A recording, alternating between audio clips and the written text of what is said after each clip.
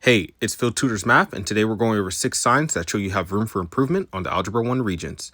If you think any of these signs apply to you, don't panic. It just means we now know what needs to be worked on before the test day. Let's jump into sign number 1. Sign 1 is you skip writing out your work.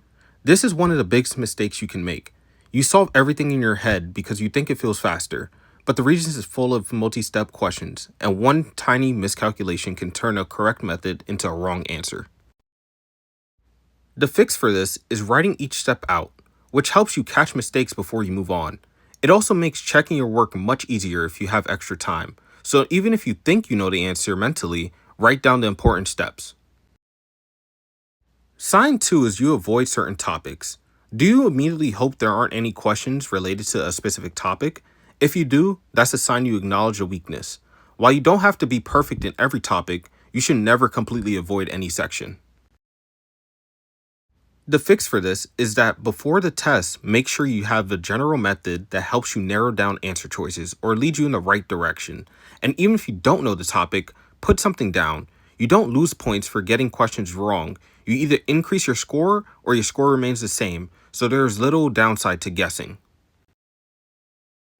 Sign 3 is you rarely use your calculator. The Algebra 1 Regents is designed with graphing calculators in mind. If you're not using yours strategically, you're making the test harder than it needs to be. The fix to this is to practice using your calculator and learn the important features like creating a graph, typing in each operations of PEMDASH, and creating tables. The calculator should feel like a helping hand on the test. Sign 4 is you can only use one method. Strong Regent students know multiple methods. If you only know one approach, you're limiting yourself and putting yourself at risk of over-relying on one method. The fix to this is to expose yourself to more methods and have multiple methods available for the test. Flexibility and adaptability are great test-taking skills that show this. It is important to also acknowledge that multiple methods can lead to the same answer. Sign 5 is you've never taken a full previous Regents exam. The best predictor of success is by practicing with actual past Regents.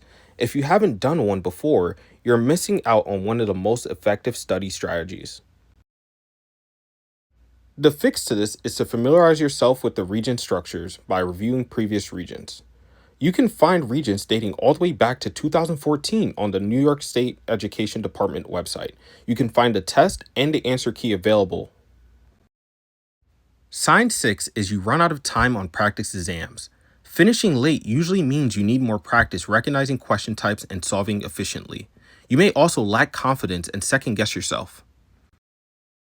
The fix is to complete an entire previous Regents under realistic testing conditions. Keep note of your pacing and which questions are like roadblocks. You should also time yourself and remove any distractions while taking the exam. Thanks for watching. If any of these sound like you, don't worry, they are all fixable signs. Follow for more Algebra 1 Regents tips and practice that can help you pass with confidence. I am reachable at the contacts below. Feel free to ask for help.